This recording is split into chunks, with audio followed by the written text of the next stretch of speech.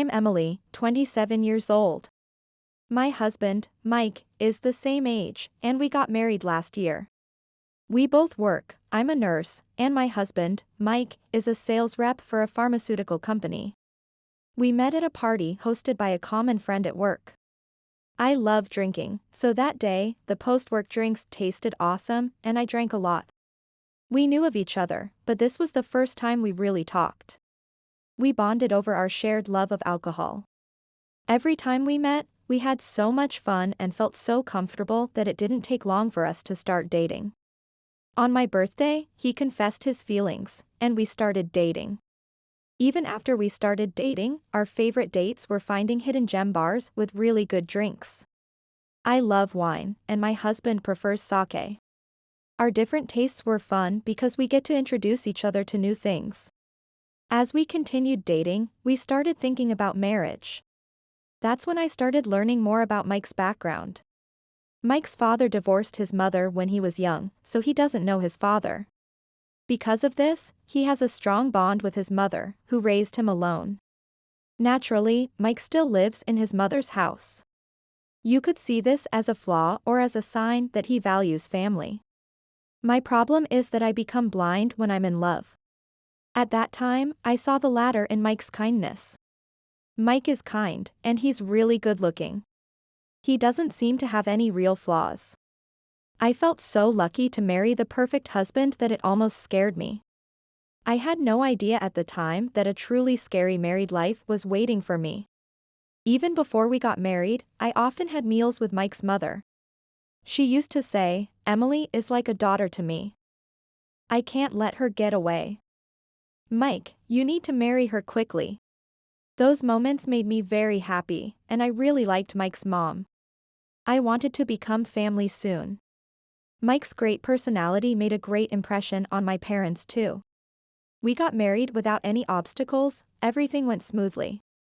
Neither Mike nor I like being the center of attention, so we didn't have a wedding ceremony. Mike moved out of his mother's house for the first time after we got married. However, Mike was worried about his mom, so our new apartment was just a 10-minute walk from her house. Looking back, I truly believe this was a mistake. But it's too late to change anything now. Before we got married, his mom treated me like a daughter. But that changed completely after the wedding. After the wedding, she started treating me like a rival.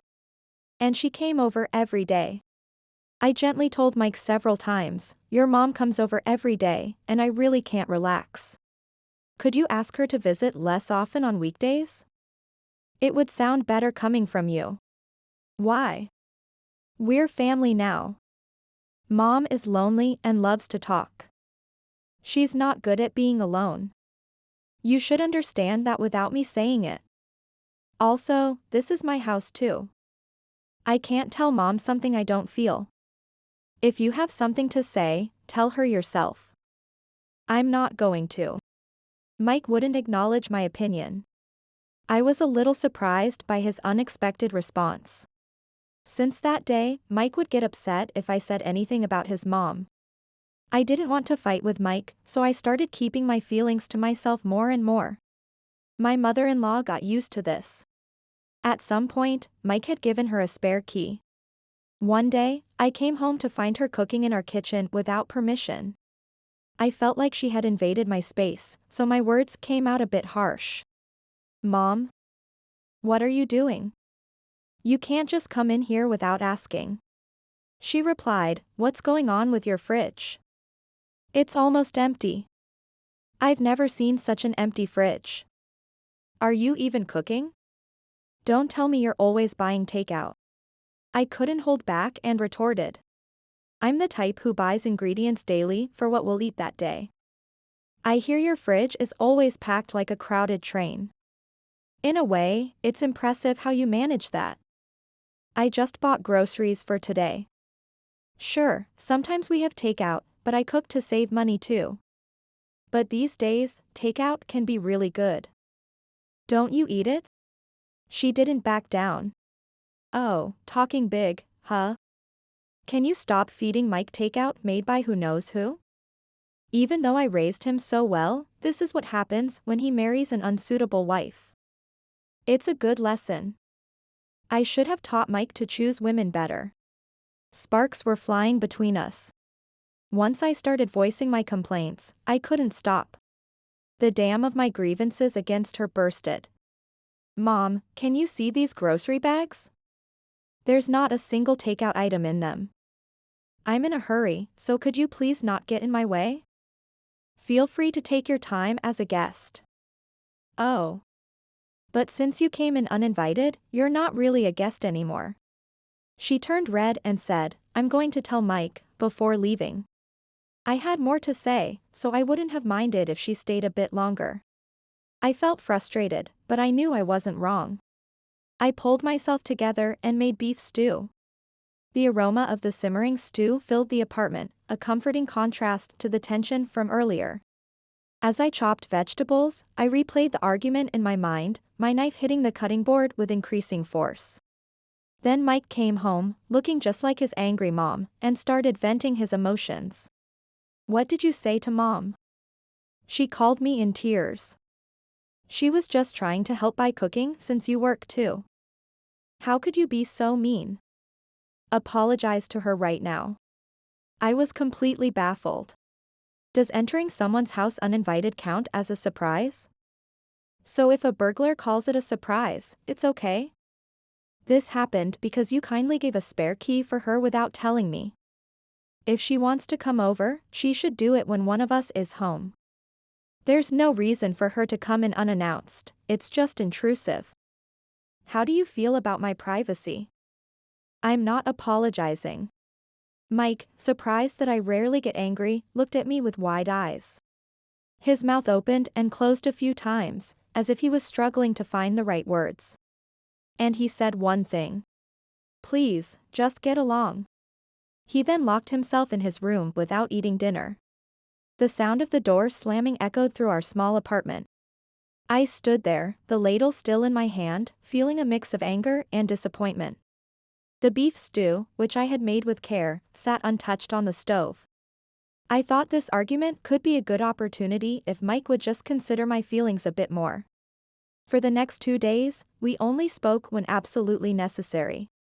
The tension in the air was palpable, making our home feel more like a battleground than a sanctuary. Every time we passed each other, there was an awkward dance of averted gazes and mumbled words. Feeling uncomfortable living in the same house like this, I brought it up. Mike, what do you want to do from now on? I hate this relationship where we don't talk things out as a couple. Let's have a proper discussion. Mike looked up from his phone, his expression a mix of guilt and relief. Mom is sorry too. She was crying yesterday, worried that you wouldn't forgive her. It all started because I gave her the spare key, so it's my fault. I'm sorry, Emily. I don't care about my mother-in-law. It was enough if Mike understood. My soft side showed itself. Even though I knew better, I forgave him, which is my weakness. I felt a weight lift off my shoulders, hoping this could be a turning point for us. As soon as Mike realized I had forgiven him, he immediately called his mom without giving us a chance to talk things over. My heart sank as I watched him dial her number, his face lighting up at the sound of her voice. She happily rushed over when Mike called her. I had a bad feeling, but continuing the fight seemed pointless. I thought it would be fine if she changed her behavior. As soon as she saw me, it was like a switch flipped. Oh, I'm so glad. I thought Emily wouldn't speak to me anymore. I realize I overstepped that day. I won't act on my own again. I swear. She spoke in a sweet, coaxing voice, like a completely different person. Her over-sentimental tone made me uneasy, but I forced a smile for Mike's sake. I had a bad feeling for some reason. Then she pulled out a mysterious bag from her purse. Yesterday, I met an old friend from school. She looks unbelievably young and beautiful. When I asked her secret, she gave me this Chinese tea. I thought I'd share some with you. Not that you need it, Emily, you're already beautiful. I had a bad feeling about it, but it was hard to refuse at that moment. The bag looked old and worn, with Chinese characters I couldn't understand. Noticing my reluctance, Mike whispered, "Just have one cup of tea with her. I'll try to get her to leave as soon as possible." I decided to drink it, just wanting her to leave quickly. I actually like Chinese tea, and it's popular at work. She quickly poured hot water over the tea bag. It's supposed to improve your skin and boost female hormones. You two might want kids soon, right? If you like it, I can ask my friend to get more. She placed the cup in front of me as she said this. The steam rising from the cup carried an odd, medicinal scent. The smell was a bit unusual, but I decided to drink it anyway. The taste was strange, but I figured it was just the way it was and drank it all at once. As I drank it, I noticed a bitter aftertaste that lingered on my tongue. Unfortunately, my bad feeling was right. I woke up in the middle of the night with stomach pain, almost fainting. The room spun as I stumbled to the bathroom, barely making it in time. By the time I felt better, it was already morning. There's no doubt about it. Last night, I ate the same food as Mike, and the only thing I consumed that he didn't was that suspicious Chinese tea. It has to be that suspicious Chinese tea. Feeling scared, I told Mike about this. My voice shook as I recounted the night's events, hoping he'd understand my concerns. But Mike didn't take me seriously. "Emily, that's too much. Mom brought that tea with good intentions to make up with you, and you're acting like she poisoned you? Aren't you ashamed of yourself? You just caught a chill, right? Mom wouldn't do something like that." Mike didn't believe me and thought I was being mean and cruel. His words stung, and I felt a gulf widening between us. Without any evidence, I couldn't push the issue further. But ever since that incident, I'm scared of accepting anything from my mother-in-law. Every time she offered me food or drink, I felt my stomach clench in anxiety. Then, just before Mike's birthday, she called. "Emily, for Mike's birthday, he's coming over to have my homemade cooking. You can come if you want, but it's okay if you don't. I know you're busy. Maybe you could use some time alone to refresh." For some reason, she's trying to celebrate Mike's birthday without me. Her tone was light, but I could hear the underlying smugness in her voice. Since that day, I've been scared to eat anything she prepares. Homemade food is out of the question. But I plan to spend Mike's birthday together, so this made me feel bad. But we're still newlyweds, and I thought we'd spend his birthday together. I assume he's been celebrating with you every year until we got married, so from now on, I said sarcastically, but before I could finish, she cut me off. "Anyway, Mike is coming over. Don't come, Emily. Your birthday is next month, right? You can spend time with him then, okay? So that's settled." Her dismissive tone left me feeling hurt and angry. It was too much trouble, so I decided to leave it up to Mike. That night, Mike said, "Oh, did you hear? You can do whatever you want that day." His casual tone felt like a slap in the face. I was disgusted that Mike chose his mother over me without hesitation. On Mike's birthday, he was so excited, and it made me feel sick to watch. He practically bounced out of the house, not even glancing back at me. My feelings for Mike started to cool down around this time. It seemed they had a great time celebrating alone, and Mike's mommy issues got worse. He came home late, reeking of alcohol and gushing about his mother's cooking. Since then, they've been having meals together a lot. With work keeping me busy, I couldn't focus on that kind of stuff. Before I knew it, a month had passed, and it was my birthday. Our tradition was to celebrate at our usual restaurant since my birthday is also our anniversary. I thought it would be the same this year, but Mike surprised me. "This year, Mom said she wants to celebrate your birthday with us. It makes me happiest when you and Mom get along." I was so shocked that I froze. Mike was excited, not paying attention to my feelings at all. His eyes sparkled with enthusiasm, oblivious to my growing discomfort. "I wanted to celebrate with you, Mike. We didn't spend your birthday together, so let's at least spend mine together." For some reason, Mike thought I was just being polite. No. Mom suggested it, so there's no need to hold back.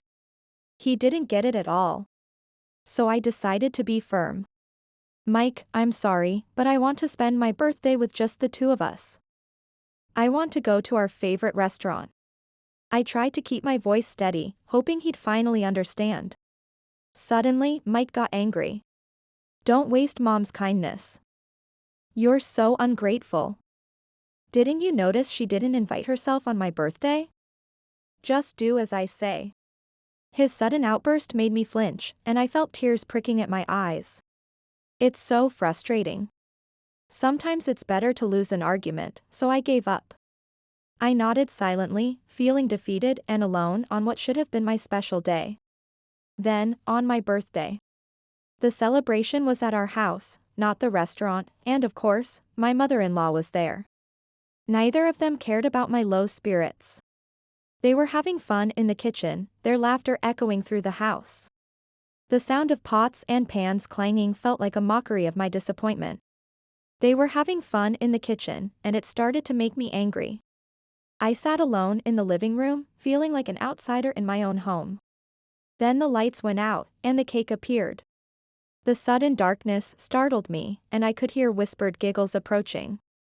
I was irritated, but the cake's arrival helped cool me down. The soft glow of the candles illuminated their faces, both beaming with pride. Before I could blow out the candles, my mother-in-law said she has a gift. I brought a $5,000 bottle of wine for your birthday. I'll open it right away. In the dim light, I could see the tattered packaging and the crumbling cork. The bottle looked ancient, covered in a thick layer of dust and cobwebs. Can this even be called vintage? She poured a generous amount of wine into my glass. The liquid sloshed into the glass, its consistency more syrupy than wine should be. Even in the dark, I could see the wine was cloudy. The trauma from the Chinese tea incident resurfaced. My hand trembled slightly as I lifted the glass, the memory of that night still fresh.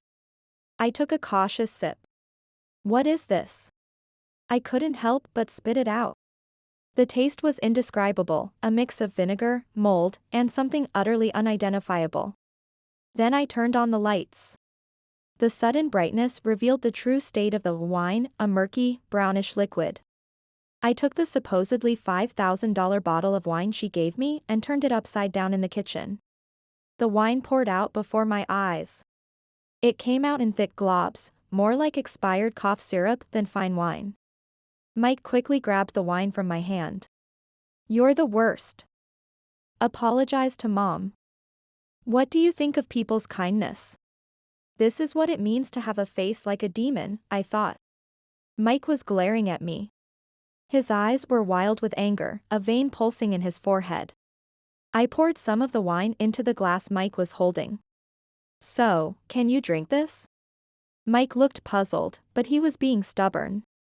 His jaw clenched, determination mixed with a hint of fear in his eyes. Without hesitation, he brought it to his lips. At the same time, his mother yelled, Mike, don't drink it. Her sudden outburst echoed through the kitchen, startling us all. But it was too late. He immediately spit it out, shocked. What? What is this? His mom hurriedly took the wine from Mike.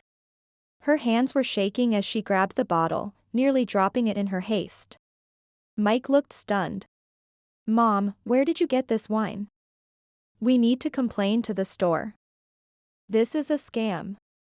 It's spoiled. She looked embarrassed and said, that wine was just sitting in the back of our kitchen for 50 years. I saw on TV that each year adds about $100 in value.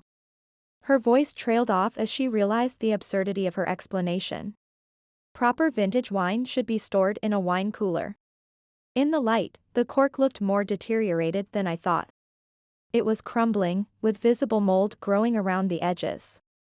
The wine was cloudy and smelled moldy. The stench filled the kitchen, making us all wrinkle our noses in disgust. Even Mike couldn't hide his shock. His face had turned pale, and he looked like he might be sick. What bothered me more than Mike's reaction was his mom's, don't drink it. I suspected she knew it was spoiled. Her panicked expression and desperate attempt to stop Mike spoke volumes. But she would never admit it. I couldn't forgive her for that. Can you please leave? I can't stay calm. Just get out of my sight. My voice was shaking with anger and hurt, tears threatening to spill over. Even as I said that, she kept making excuses to Mike. She didn't even acknowledge me. It was as if I had become invisible in my own home, on my own birthday. Feeling uncomfortable, she eventually left in a hurry. The door slammed behind her, leaving an echoing silence in the kitchen. After she left, Mike said something unexpected. Mom doesn't drink, so she didn't know. It's good she didn't give it to somebody else. Despite what happened, Mike defended his mom, treating it as an accident. His words felt like a final betrayal, the last straw in our crumbling relationship. At that moment, I felt a sudden coolness inside me. It was as if all the warmth I had ever felt for Mike had drained away in an instant. Seeing Mike defend his mom despite everything, my resolve hardened. I wanted a divorce right away. The thought crystallized in my mind with startling clarity. I presented Mike with the divorce papers I had kept as a safeguard. My hands were steady as I pulled the papers from a drawer, surprising even myself. Mike looked shocked and was speechless. His jaw dropped, eyes widening in disbelief as he stared at the papers. When he asked why I wanted a divorce, I said, "Ask yourself. Do you realize how much I've endured? I'm at my limit." Then, without me even asking, he started confessing his affairs. The words tumbled out of him in a rush, as if a dam had broken. He even got down on his knees, saying, "You're the only one for me, Emily. I'll never do it again." Tears streamed down his face as he begged, but I felt nothing but cold detachment. Honestly, I had suspected him of cheating, but I was shocked to learn about 4 different women. Each revelation was like a blow, but instead of pain, I felt a growing sense of liberation. All my doubts vanished. I was absolutely determined to get a divorce. There were so many cheating incidents that I didn't even need a private investigator. In the middle of our discussion, Mike suddenly blurted out, "You'll definitely regret divorcing a handsome guy like me," showing his true foolishness. His words hung in the air, a perfect illustration of his narcissism and delusion. I felt disgusted with myself for ever truly loving such a person. The realization was like a weight lifting off my shoulders, freeing me from years of manipulation. Multiple affairs and his obsession with his mom are more than enough reasons for divorce. Since things might get complicated, I decided to hire a lawyer, even though it would be expensive. I knew it would be worth every penny to free myself from this toxic relationship. Mike resisted the divorce for a while but eventually realized he couldn't fight it due to his numerous mistakes. His resistance crumbled in the face of the overwhelming evidence against him. Then he moved back to his beloved mother. It was as if he reverted to childhood, running back to the only woman who would coddle him. Later, it was discovered that his affair was with a colleague, and he was demoted as a natural consequence. The news spread quickly through his workplace, his reputation in tatters. He avoided resignation by being transferred to a rural location, but unable to be away from his mom, Mike quit his job without hesitation. His decision surprised no one who knew him, but it sealed his professional career.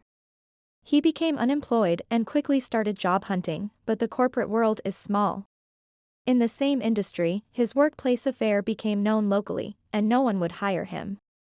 Doors closed in his face wherever he went, his past misdeeds haunting him. Even in this situation, Mike couldn't be away from his mom. He ended up becoming a part-time worker. The once proud pharmaceutical sales rep was now stocking shelves and flipping burgers. However, Mike's arrogance and high pride mean he can't keep a part-time job for long. He needs to work hard to pay the alimony he owes me. So far, the payments have been on time, so that's good.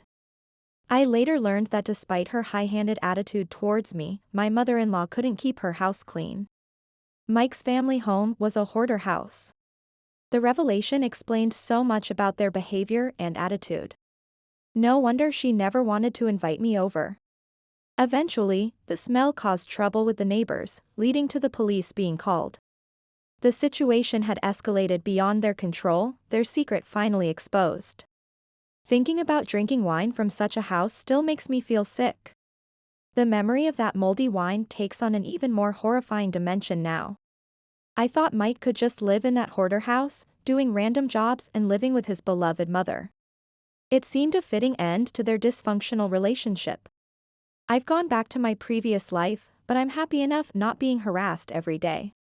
The peace and quiet of my own space feels like a luxury after years of chaos. It's also a relief that Mike won't come to my workplace anymore. I no longer have to dread unexpected visits or embarrassing scenes at work.